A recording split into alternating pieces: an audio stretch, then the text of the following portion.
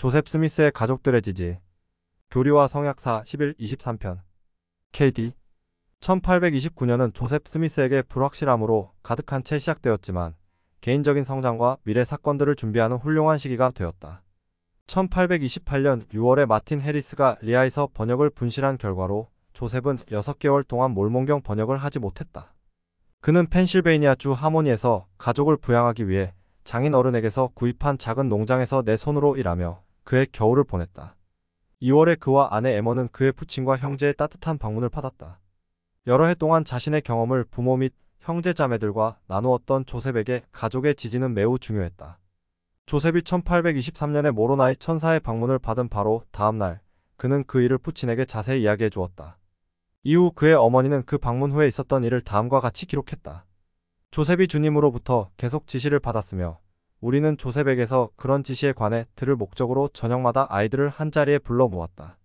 나는 우리 가족이 여태껏 지상에 살았던 그 어떤 가족 못지않게 독특한 면을 보였다고 생각한다. 아버지, 어머니, 아들, 딸들 모두가 둘러앉아 살아오면서 성경을 결코 통독한 적이 없는 18살 소년에게 가장 큰 주의를 기울였기 때문이다. 조셉이 판을 받자 가족들은 호기심이 있는 사람에서부터 범죄자에 이르기까지 관심을 갖는 사람들로부터 판을 보호하도록 그를 도왔다. 조셉 스미스 1세를 위한 계시. 조셉 스미스 1세는 하모니에 있는 아들을 방문했을 때 그에게 회복에서 자신이 해야 할 역할에 관한 계시를 받도록 요청했다. 그래서 젊은 선지자 조셉은 다른 사람을 위한 가장 초기의 계시 중 하나를 받았다. 이후에 그 계시를 출판하기 위한 준비로서 사본을 만들면서 다음과 같은 머리말을 추가했다. 선견자의 부친 조셉에게 주는 계시로 그는 주님께서 자신이 무엇을 하기를 바라시는지 몹시 알고 싶어 했으며 그 결과로 그는 이 계시를 받았다. 현재 교리와 성약 4편인 그 짧은 계시는 성경과 몰몬경에 나오는 훌륭한 경전 언어로 가득하며 기이한 일을 내다보고 하나님을 섬기는 일에 나서는 자들의 특성을 열거한다. 조셉 1세는 맨체스터로 돌아온 직후에 올리버 카우들이라고 하는 교사가 자신의 집에서 하숙하는 것을 기꺼이 받아들였다. 조셉 1세는 조셉 2세의 시험과 판에 대한 소문을 들은 카우드리가 자신에게 질문을 퍼붓기 시작하자 주저했다. 그는 자신의 가족이 이웃들과 지역 성직자들로부터 괴롭힘을 당했기 때문에 마음이 내키지 않았을 것이다.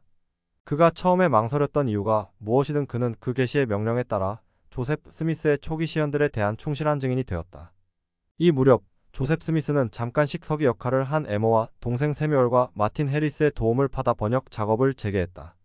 조셉 1세와 나눈 대화로 관심이 고조된 올리버 카우드리는 4월 초에 하모니로 갔다. 세뮤얼 스미스가 그와 함께 가서 그를 조셉에게 소개했다. 올리버는 내가 가는 것이 주님의 뜻이며 그곳에 내가 할 일이 있다는 것을 뼛속 깊이 느꼈다.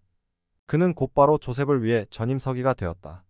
정말로 필요한 도움을 받게 되자 번역 작업은 엄청난 속도로 진척되었다. 세뮤얼 스미스의 개종. 그 다음 달인 1829년 5월에 조셉 스미스와 올리버 카우드리는 하늘의 사자인 침례 요한으로부터 침례를 주는 권세를 받아 서로에게 그 의식을 베풀었다.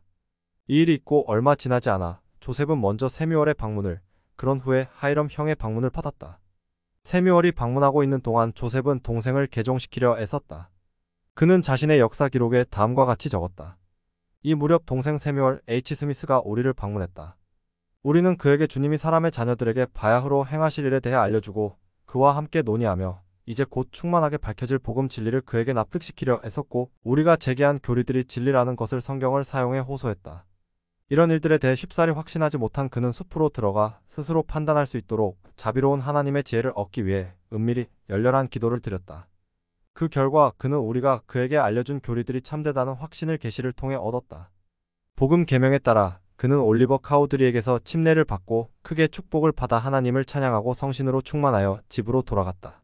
세뮤얼 스미스는 교회에서 가장 초기의 복음 선교사 중 한 사람으로 봉사하게 되며 1830년 여름에 그는 복음을 전하고 몰몬경을 판매하기 위해 뉴욕주 맨든 인근으로 짧게 여행했다.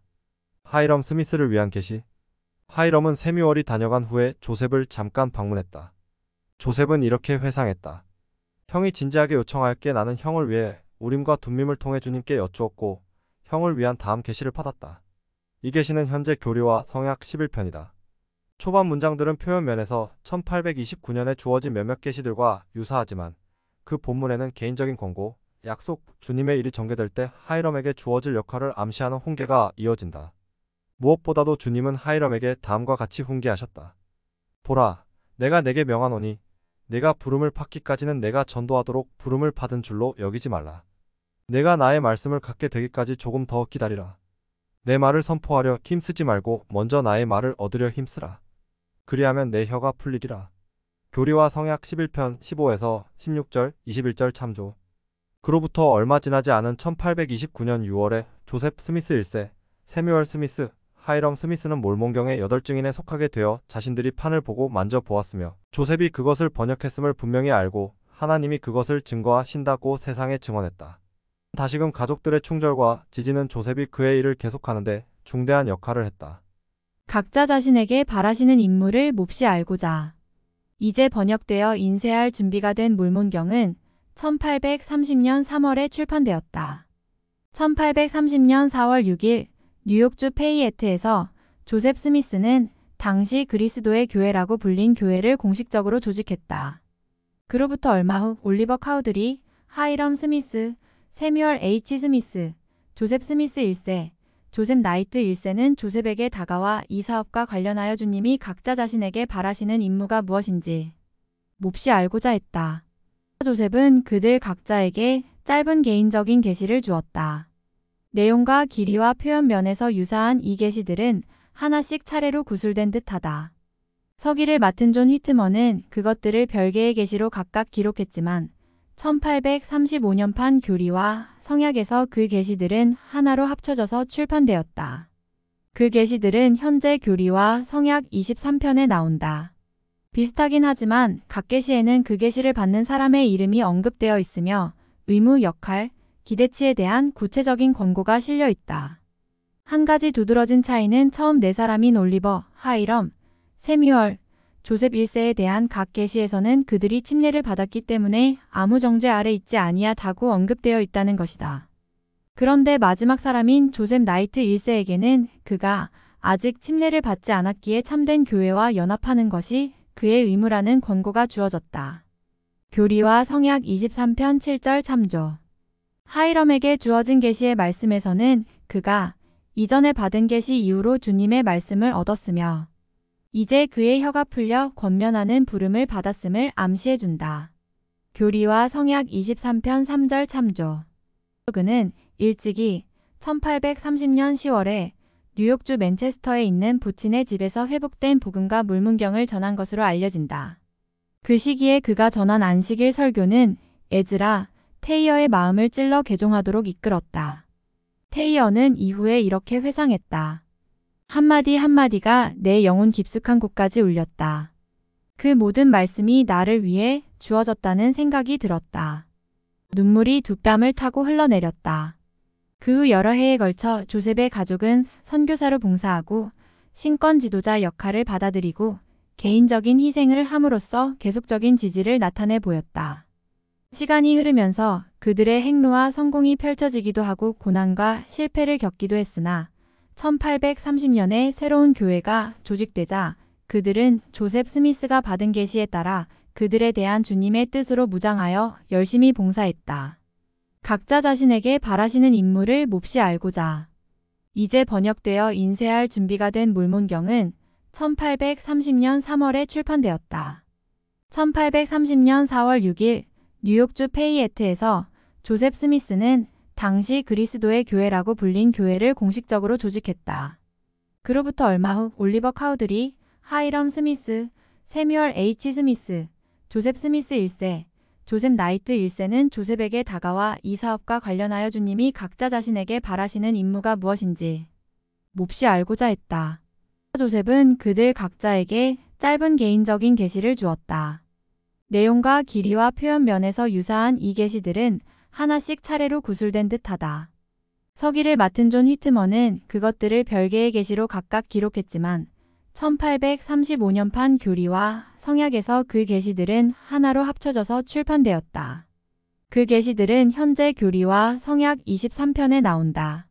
비슷하긴 하지만 각 계시에는 그 계시를 받는 사람의 이름이 언급되어 있으며 의무, 역할, 기대치에 대한 구체적인 권고가 실려 있다. 한 가지 두드러진 차이는 처음 네 사람인 올리버, 하이럼, 세뮤얼, 조셉 1세에 대한 각 계시에서는 그들이 침례를 받았기 때문에 아무 정죄 아래 있지 아니하다고 언급되어 있다는 것이다. 그런데 마지막 사람인 조셉 나이트 1세에게는 그가 아직 침례를 받지 않았기에 참된 교회와 연합하는 것이 그의 의무라는 권고가 주어졌다. 교리와 성약 23편 7절 참조. 하이럼에게 주어진 계시의 말씀에서는 그가 이전에 받은 계시 이후로 주님의 말씀을 얻었으며 이제 그의 혀가 풀려 권면하는 부름을 받았음을 암시해준다. 교리와 성약 23편 3절 참조. 그는 일찍이 1830년 10월에 뉴욕주 맨체스터에 있는 부친의 집에서 회복된 복음과 물문경을 전한 것으로 알려진다. 그 시기에 그가 전한 안식일 설교는 에즈라, 테이어의 마음을 찔러 개종하도록 이끌었다. 테이어는 이후에 이렇게 회상했다. 한마디 한마디가 내 영혼 깊숙한 곳까지 울렸다. 그 모든 말씀이 나를 위해 주어졌다는 생각이 들었다. 눈물이 두 뺨을 타고 흘러내렸다. 그 후 여러 해에 걸쳐 조셉의 가족은 선교사로 봉사하고 신권 지도자 역할을 받아들이고 개인적인 희생을 함으로써 계속적인 지지를 나타내 보였다. 시간이 흐르면서 그들의 행로와 성공이 펼쳐지기도 하고 고난과 실패를 겪기도 했으나 1830년에 새로운 교회가 조직되자 그들은 조셉 스미스가 받은 계시에 따라 그들에 대한 주님의 뜻으로 무장하여 열심히 봉사했다.